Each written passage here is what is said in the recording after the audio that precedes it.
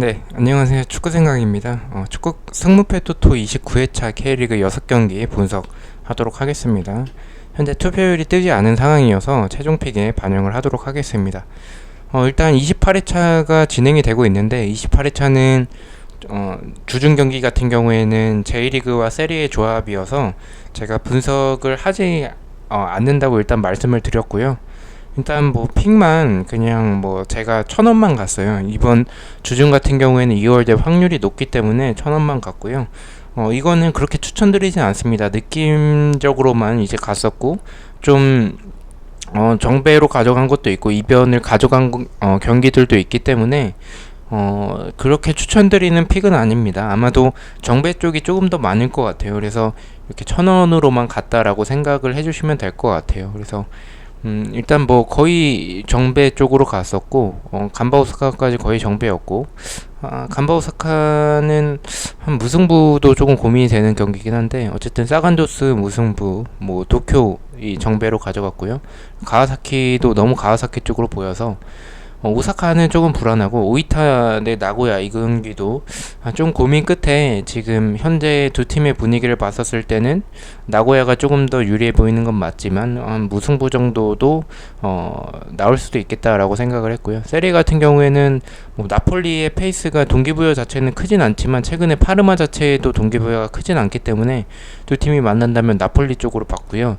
인터밀란 피오렌티나 뭐 어쨌든 인터밀란이 지난 로마와의 경기에서 비기긴 했지만 어찌됐든 간에 경기 자체는 한 4경기 정도가 남아있는 상황이기 때문에 그 정도의 경기라면 유벤투스와의 우승 경쟁을 해볼 수도 있지 않을까라는 생각이 일단 인터밀란 쪽으로 갔고 피오렌티나가 일단 동기부여가 없기 때문에 그렇게 봤었고요. 그리고 11번째 경기 같은 경우에는 레체와 브레시아 이 경기는 무승부보다는 승패 쪽으로 나눠지겠죠. 근데 승패 쪽으로 나눠진다면 현재 두 팀 다 동기부여는 있지만 그래도 경기력적으로는 수비가 불안한 레체지만 공격력적으로는 나쁘지 않은 모습을 보여주고 있기 때문에 레체로 갔고요. 삼프도리아 대 제노아 같은 경우에는 일단 이 경기는 삼프도리아 쪽이 조금 더 유세해 보이는 건 맞는데 최근에 연승을 너무 길게 하고 있다라는 점에 있어서 또 제노아의 그런 공간을 노리는 모습에 삼프도리아가 당할 수도 있지 않을까라는 생각에 사실 제노아 승도 갈까 고민을 했는데 최근에 삼프도리아가 워낙에 좋은 모습을 보여주고 있기 때문에 연승을 하고 있기 때문에 일단은 무승부 쪽으로 가면 두 팀 다 패배는 아니기 때문에 만족하지 않을까라고 생각을 했습니다. 뭐 스팔 대 로마는 뭐 스팔은 지금 뭐 강등이 확정이 됐기 때문에 뭐 이거는 로마 쪽으로 갔습니다. 마지막 경기는 개인적으로 이 경기는 좀 승 쪽으로도 일단 저는 토리노 사이드로 보고 있는 경기이긴 한데 이 단통 승을 가기에는 조금 불안한 경기인 것 같아요. 그리고 최근에 무승부의 빈도가 회차마다 그래도 한 어느 정도 조금 예전에 비해서는 조금 나오고 있기 때문에 이 경기를 무승부로 가져가야 되지 않을까라고 일단 생각을 했고요.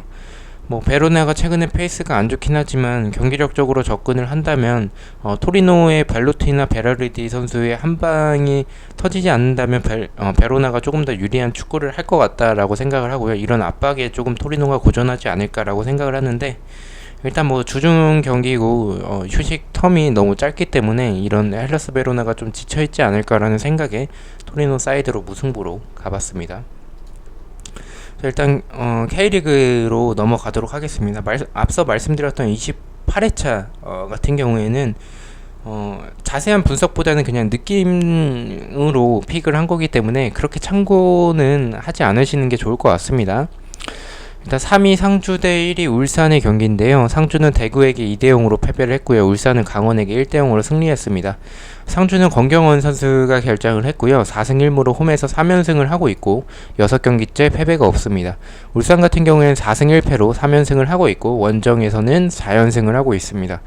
이번 시즌 이 상주가 울산에게 크게 졌었는데 현재 상주의 모습 그리고 그때의 상주의 모습은 뭐 분위기나 경기력이나 완전히 다르죠.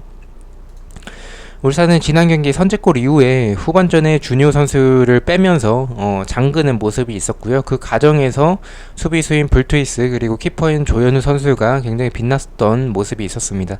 상주 입장에서는 권경원 선수가 내진탕이라고 하는데 출장 여부가 가장 중요하지 않을까라고 생각을 하고 전력 자체는 울산의 신진호의 침투, 이청용의 존재 또는 준효의 결정력 등 경기가 잘 안 풀리면 상주 상대로 이제 비온존슨의 옵션도 있기 때문에 울산이 우세하다라고 생각을 합니다.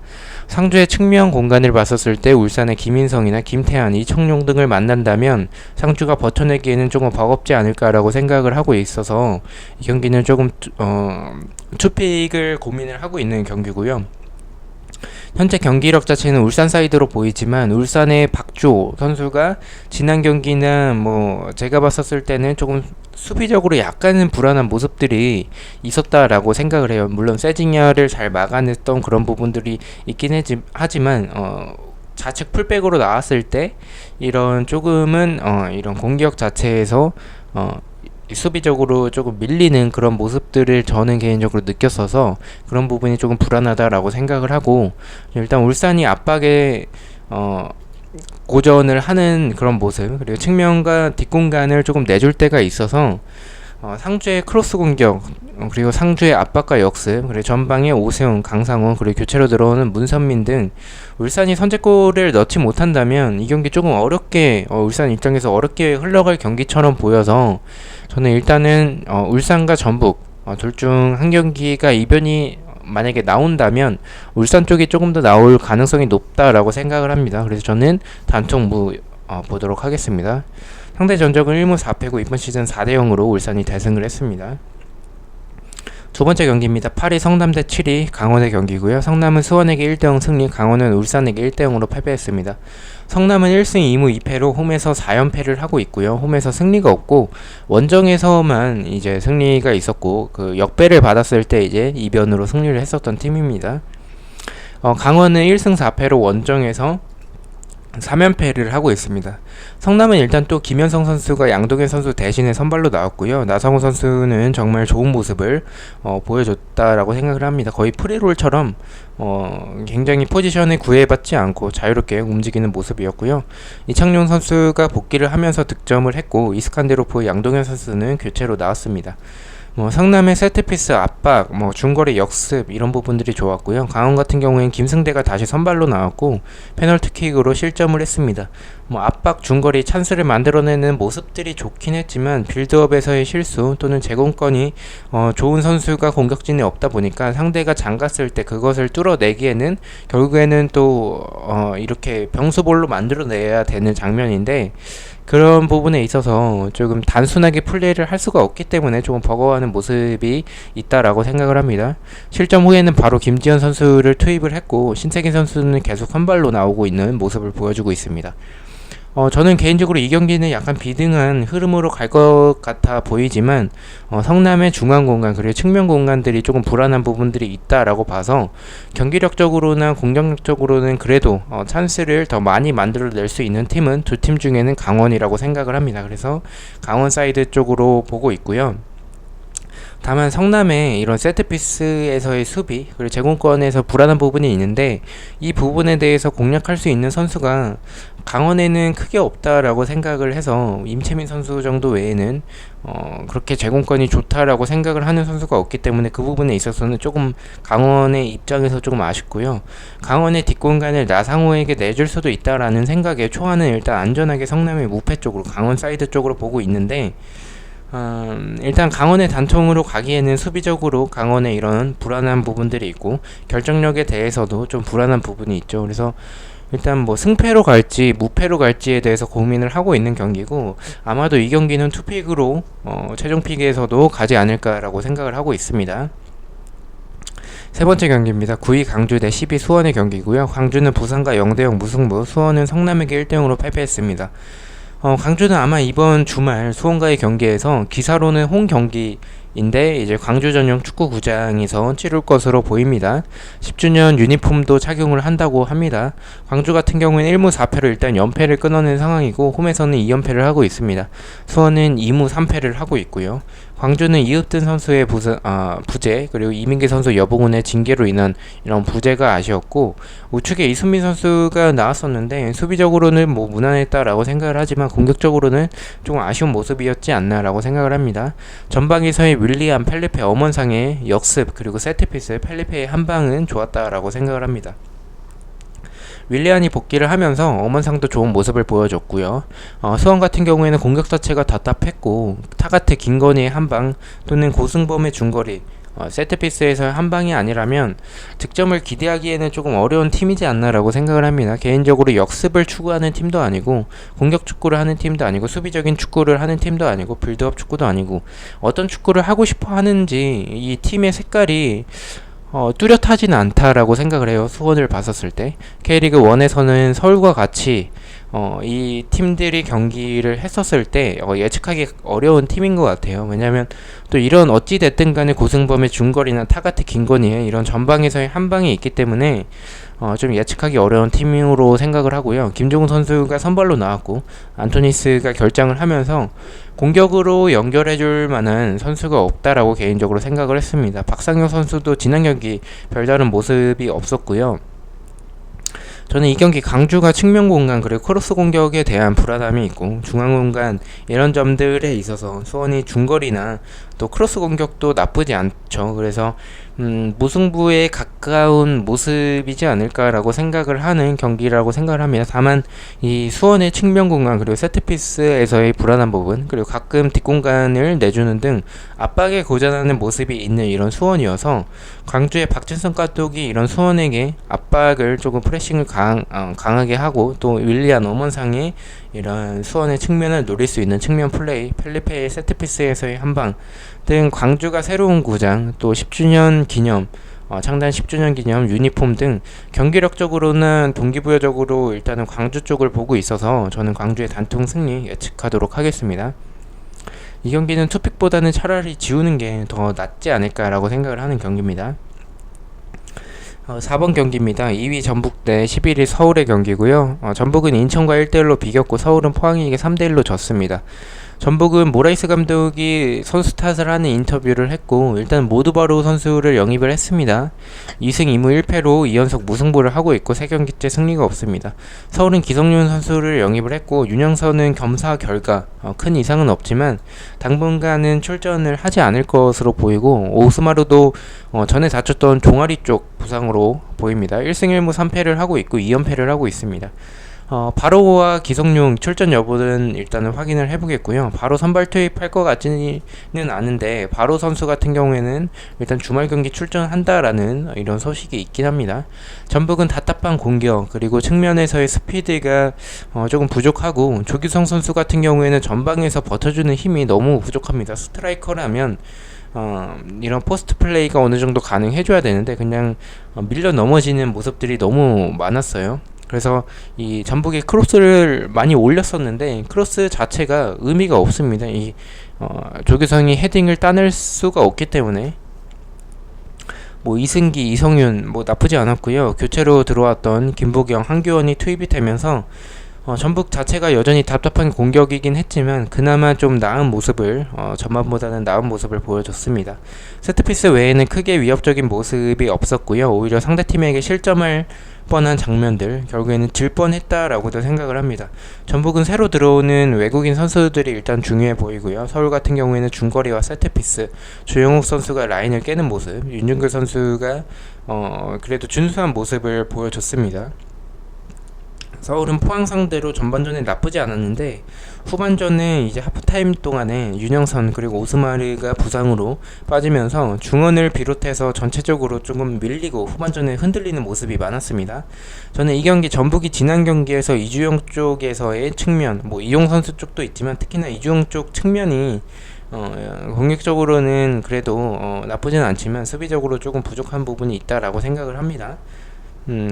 공간에 대한 이런 불안함 등이 있지만 개인적으로 서울의 역습 스피드는 그렇게 빠르진 않다, 빠른 편은 아니다라고 생각을 합니다. 서울의 공간과 오스마르가 없는 이런 서울의 중원, 세트피스 등을 생각을 해본다면 저는 이 경기 4경기째 전북이 승리가 없을 것으로 보이진 않고 서울의 모습이 너무나도 지금 좋지 않은 모습을 계속 보여주고 있고 또 부상자가 또 중요한 오스마르가 비중을 굉장히 많이 차지를 하는데 이런 부상으로 빠지게 된다라는 소식이 있기 때문에 저는 전북의 단통 승리 보도록 하겠습니다. 다섯 번째 경기입니다. 4위 포항 대 12위 인천의 경기고요. 포항은 서울에게 3대1 승리, 인천은 전북과 1대1로 비겼습니다. 포항은 4승 1무를 하고 있고요. 인천은 오반석 선수가 일단 출전할 것으로 생각이 듭니다. 2무 3패로 포항은 2연속 인천은 2연속 무승부를 하고 있고요. 원정에서 5연패를 하고 있고 원정에서 승리가 없고 원정에서는 단 한 경기를 비긴 경기 제외하고는 전패를 하고 있습니다. 포항은 팔라시오스 선수가 일단 공격형 미들 약간 10번짜리처럼 나왔는데 전반전에 비해서는 후반전에 그래도 좋은 모습을 보여줬다라고 생각을 하고요. 일루첸코가 멀티골을 넣었고 최용준 선수는 여전히 좋은 모습, 팔로세비치가 복귀를 하자마자 클래스 있는 모습을 보여줬습니다. 송민규도 좋았고요. 일단 포항의 공격진 좋은 모습을 보여줬고 부상자들이 김상원이나 팔로세비치나 복귀를 했죠. 압박과 역습, 세트피스, 중거리가 좋았던 포항이었고요. 인천은 무고사, 김도혁, 아길라르, 지현학 등 아길라르가 들어오면서 역습이 굉장히 좋아졌고 중거리나 세트피스, 크로스 공격 이런 부분들이 좋았던 인천의 모습이었습니다. 김동현 키퍼가 선발로 나왔는데 일단 인천 같은 경우에는 그냥 무난한 모습이었고 좋지도 않고 나쁘지도 않았던 것 같아요. 일단 이재석 선수가 수비를 굉장히 또 잘 해줬고 반칙을 조금 강하게 하면서 상대의 공격을 저지하는 모습들이 굉장히 많았고요. 최근 경기들에서 인천의 투지가 보이지 않나라고 생각을 합니다. 저는 일단 결과부터 말씀드리면 지우는 쪽으로 생각을 하고 있는 경기고요. 인천이 압박에 약하고 측면과 중앙 공간, 세트피스에서의 불안 등을 봤었을 땐 포항의 팔라시오스나 송민규, 팔로세비치의 킥도 있고 세트피스에서의 킥이나 일류첸코의 마무리 등을 본다면 포항 사이드로 보는 게 맞다라고 생각을 합니다. 다만 포항의 강현무 키퍼가 최근에 불안한 모습이 있고 수비적으로도 그렇게 단단하진 않은 모습이라고 생각을 합니다. 포항이 측면과 세트피스에서 불안한 모습들이 있어서 최근 인천의 공격이 생각보다는 시즌 초에 인천을 생각했었을 때에 비해서는 그래도 위협적인 편이어서 이변의 가능성이 있다라고 생각을 합니다. 그리고 가장 중요한 점은 포항이 로테이션을 돌린 만큼의 스쿼드가 두껍지 않아서 FA컵도 주중에 있었고요. 또 일류첸코를 비롯한 많은 선수진들이 로테이션이 제대로 가동이 되지 않으면서 약간 지쳐있는 모습이지 않았었나라고 서울전에 느꼈습니다. 일단 일류첸코도 대체할 만한 그런 공격수가 없어 보이고 일단 이변의 느낌이 조금 강하게 드는 그런 경기고 인천의 이제 이재성과 오반석의 수비라면 뭔가 포항을 상대로 이변을 만들어낼 수 있지 않을까, 조금 더 단단한 모습을 보여줄 수 있지 않을까라고 생각을 합니다. 그래서 경기력은 포항 사이드로 추천을 드리지만 저는 이 경기 승무패로 지우도록 하겠습니다. 마지막 경기입니다. 5위 대구 대 6위 부산의 경기고요. 대구는 상주에게 2대0 패배, 부산은 광주와 0대0으로 비겼습니다. 대구는 일단 치바사 선수가 퇴장을 당했고 3승 2패로 2연패를 하고 있습니다. 부산은 3승 2무로 연승이 끊어졌고요. 원정에서 2연승을 하고 있고 6경기째 패배가 없습니다. 대구는 황수민 선수가 피로골절로 보이고 장기 부상이라고 합니다. 에드가 같은 경우에는 이번 주에도 출전 여부가 조금 불투명해 보이고요. 대구는 스쿼드가 두껍지 않다 보니까 이런 중요 선수 에드가, 세징야, 김대원, 정승원 등 주요 선수들이 부상으로 빠지면 경기력의 차이가 많습니다. 스쿼드가 두껍지 않아서 이런 주전과 비주전 약간 교체 자원과의 차이가 조금 있는 것 같습니다. 지난 경기 주중 FA컵도 있었고 대안도 나이가 있다 보니까 선발로는 세징야와 김대원의 투톱 형태로 나왔었고요. 김은석 선수가 복귀를 하면서 자축 풀백으로 나왔으나 굉장히 또 아쉬웠던 모습이 있었고 전반은 거의 상주에게 대구가 두드려 맞았습니다.